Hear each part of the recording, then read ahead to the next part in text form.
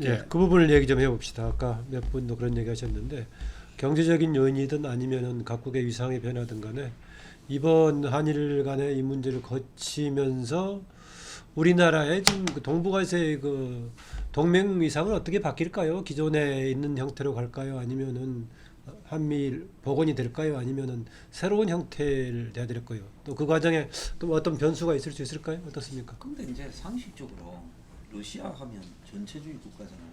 완전히 소련 형태처럼 가고 있잖아요.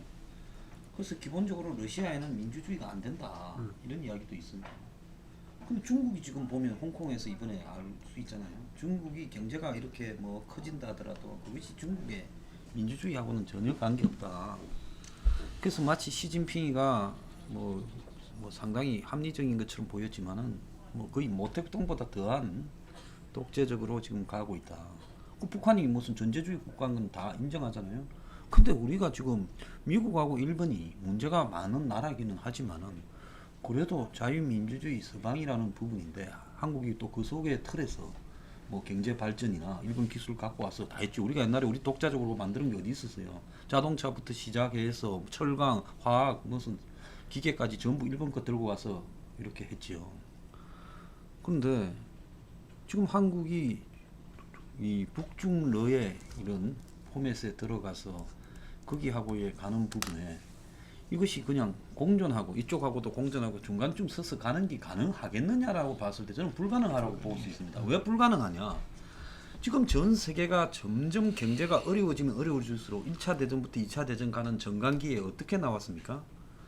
어려워지면요 공격적이 돼요. 보호무역이 돼서. 그래서 대공황이 오자마자 세계 무역이 1년 안에 절반 이하로 줄어들고 2년 안에 3분의 1이 돼버렸어요. 그러면서 약한 데서 이제 공황이 터지기 시작했지 않습니까? 그래서 독일이 맛이 가버렸잖아요. 그러니까 히틀러가 집권했잖아요. 그런 것처럼 미국하고 이게 트럼프의 선거 때문이 아니라 선거가 끝나도 집요하게 미국하고 중국하고는 싸울 수밖에 없을 거예요. 러시아는 지금 망해가는 나라, 인구가 줄고 있고 거의 망한 나라이기 때문에 침략주의적으로 뭐 우크라이나나 주변을 자꾸 공격할 수밖에 없는 속성을 가지고 있는 부분이에요. 그러면 앞으로 전 세계는 그야말로 2차 대전부터 냉전부터 지금까지 한 30년이 90년대 이후에 냉전이 없어진 이후에 세계가 유일하게 평화스러웠던 시대고 더 갈수록 불안해지고 미국이 지금 미사일을 배치를 할 거예요. 중국이 원하든 원치 않든 말이에요. 그래서 경제적으로 무역적으로 전 세계가 마치 2차 대전 직전처럼 이렇게 붙게 되는 소란한 상황이 벌어질 건데 한국이 무역으로 먹고 사는 나라잖아요. 그동안에 뭐 중국의 25%라고 하지만은 수출이 궁극적으로 한국이 그러면 중화 경제권에 들어가서 살 수 있습니까? 이제 이걸 가지고 뭘로 가지고 거는가 하면 경제로서 미국이나 일본이 한국에 선택하라고 걸 거라고 저는 봅니다. 그럴 때 한국이 그래 우리는 중간쯤 끼어 있겠다 이러면 어떻게 되겠어요? 중국한테도 맞고 미국이나 일본한테도 맞아요. 언젠가는 선택할 수밖에 없는 부분이 있을 거라 봐요. 근데 지금 아무리 왼쪽으로 옮겨 놓는다 하더라도 만약에 문 정권이 무너지고 그 다음 선거에서 보수 정권이 집권을 하면 또 돌리겠죠. 그럼 지금 급속하게 땡겼던 것처럼 급속하게 이쪽으로 가게 되겠죠.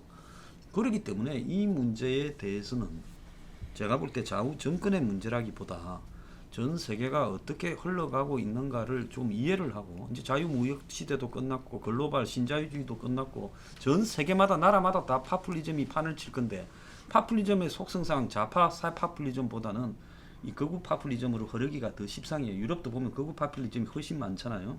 그 민족주의라든지 국경 단속하든지 이런 식으로 계속 갈 건데 자, 이 속에서 제가 볼 때 한국에는 경제가 굉장히 붕괴될 거라고 보고 있습니다. 누가 잡든. 왜냐? 한국이 그동안에 성장해온 이 자유무역이라는 이 배경이 무너지게 되면서 한국 경제가 굉장히 곤란해질 거고 대기업들이 다 무너질 거라고 봐요. 몇 년 안에. 자, 이 속에서 그러면 한국의 상태가 어떻게 유지될 거냐 앞으로. 그래서 존재하기가 굉장히 위태로운 상태가 될 거다. 그러면 경제가 어려워지면 국민들은 어떤 선택을 할까요? 제가 볼 때 파퓰리즘으로 100% 가죠. 북한 문제 때문에 파퓰리즘으로 잘 안 갔지만은 파퓰리즘으로 갈 거라고 보고 있습니다. 자, 그런 파퓰리즘 속에서 그럼 동맹은 어떻게 선택할 거냐? 이런 문제가 매우 심각하기 때문에요. 다음에 누가 집권하든 간에 대외 정책, 대북 정책, 동맹 정책에 대해서 국민 투표에 한번 붙여가지고 그 합의를 존중해서 그 취지로 가자라는 걸 헌법 정신에 저는 반영을 해야 된다. 다른 뭐 뭔가 재편에 대해서는 굉장히 좀 위험하다고 좀 보는 그런 저는 견해네요. 위험하다고 보죠. 경제에 데미지가 올 수 있다는 거예요. 저도 황 소장님이 말씀하신 그 부분은 동의해요. 지금 우리야 그렇게 하고 싶죠.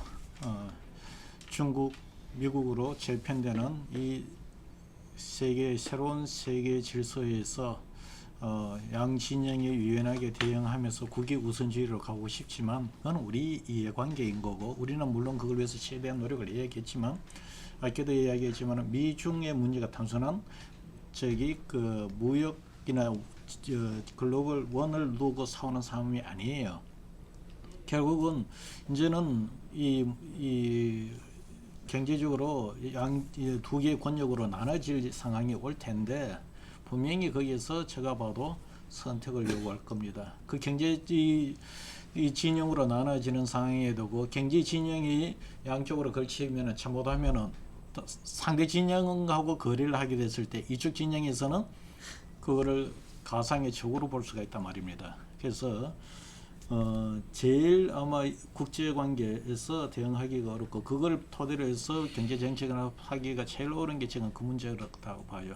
그래서 뭐 불확실성이 앞으로 가면 갈수록 더 커질 수밖에 없지 않나 그래 봐요. 네, 국정 운영을 하는 그 주체, 현 정부는 상당히 고민스러울 겁니다. 가장 자주적인 정부였다는 노무현 정부에서도 이라크 파병이라든지 한미 FTA를 갖다가 국정 운영 차원에서 이렇게 이 결정을 하고 밀고 나갈 수밖에 없었듯이 제가 앞으로 예측되는 거는 지소미아를 이렇게 폐기를 안 하고 못할 것 같아요. 내가 보기에. 그러면서 저 호르무즈 해역 협의인가 저기도 미국의 요구를 일정 정도 받을 것이고 이게 그리고 한미 방위금 이 협상에서도 뭐 최소한 2배 이상 이렇게 가게 될 것이고 더 나아가서 미국이 지금 중거리 핵 미사일이라 그럽니까 그 배치 부분도 지금 뭐 어쨌든 일본에 하지 않겠나 이러지만 사드처럼 저게 언제 또 우리한테 요구가 들어올지도 모르고 그런 부분들이 일련의 과정에서 쭉쭉 이렇게 진행돼 나갈 예상이 드는데 그것의 시발탄으로 일본이 예를 들면은 그 역사 문제를 갖다 빌미로 해서 경제 전쟁을 벌린 거 아닌가 이런 생각들을 이 지적들이 많이들 있더라고요. 그래서 나는 이 점에서 우리의 그 해결 방안이 뭔가 금방 말한 대로 지금 양 체제로 어쨌든 간에 갈 수밖에 없는 상황에서 우리가 뭐 말하자면 덩거리 외교라든지 뭐 이런 것 속에서 우리의 자국 이익만을 추구해 나갈 수 있는가 이런 이야기인데 그래서 뭐 우리가 해방 이후에 중립국 논쟁이 한 번씩 생각도 들고 그러더라고요. 그런데 현실적으로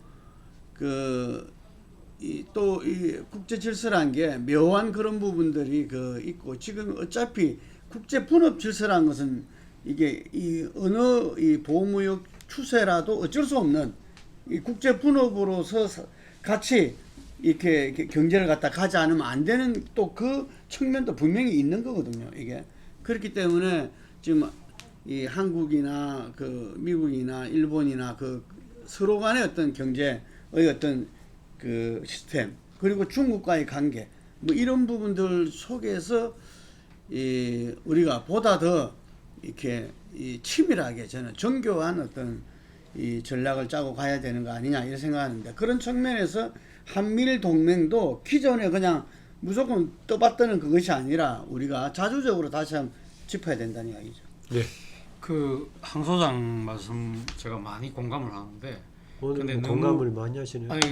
아니 저도 기본적인 생각 바탕은 저하고 같은데 해법이 조금 다른 것 같아요. 그러니까 저는 상당히 그렇게 극단적인 비관론으로 흐를 필요는 있을까라는 생각이 들어요. 앞서 제가 말씀드린 대로 지금 세계 경제 패러다임이 지금 바뀌고 있다면 결국 이것은 일종의 그 과거 이전에 봤던 동서냉전, 미소냉전 시절의 블록화의 경쟁이 아니라 결국은 자국 이익 우선주의로 지금 갈 수밖에 없다는 겁니다. 그렇기 때문에 어느 한 진영에 우리가 들어가야 될 필요는 없다는 생각이 들고, 또 두 번째는 지금 뭐냐고 하면 지금 사실은 이 어떻게 보면 그러니까 지금 우리가 한 진영에 들어갈 필요는 없다는 거고, 또 하나는 이 앞서 1차 대전과 2차 대전의 그런 이야기를 했잖아요. 그러니까 1차 대전이 끝나고 난 뒤에 세계공황 오고, 그래서 다시 또 이 극우 파퓰리즘이 등장해갖고 다시 또 2차 대전이 가는 그런 역사적 경험을 우리 인류가 했다는 겁니다. 한번 가봤던 길을 뻔하게 다시 알고 있는 각 정치 주체들이 그런 우를 범할 가능성은 저는 상대적으로 낮지 않을까 하는 생각이 든다는 거죠. 그런 측면에서 본다고 한다면 결국은 우리의 앞서 우리 김 대표께서 말씀하신 대로 상당히 나름대로 우리의 이 나름대로 일종의 주체적 역량 이런 부분들을 지금은 상당히 많이 잘 만들어 나갈 필요가 있다. 그래서 앞서 제가 말씀드린 것처럼 지금 사실 이 한미 군사 동맹에 의존하는 안보를 나름대로 지금 문재인 정부가 갖고 있는 2020년까지입니까? 2022년까지입니까?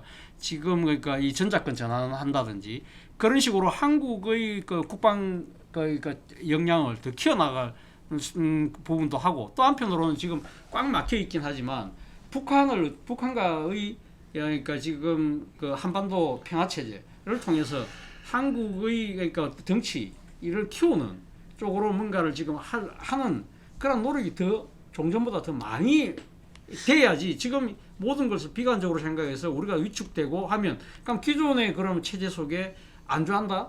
그것이 됩니까? 그게 안 되잖아요. 안 된다고 한다면 지금 각국이 전부 다 자기 이익의 우선 사항이라고 한다면 거기서 적절하게 우리가 그때 이 상황에 맞도록 할 수 있는 그러한 아주 좀 이 자율적이고 융통적인 그러한 능동적인 것으로 갈 수 있도록 우리 힘도 키워야 되고 그러니까 내부 역량도 결집시켜야 되는데, 문제는 그 내부 역량을 결집시키는데 우리 내부의 갈등이 너무 심하다. 네. 이 부분이 지금 저는 어떻게 보면 당면한 가장 큰 어떻게 보면 과제가 아닐까 하는 생각이 듭니다.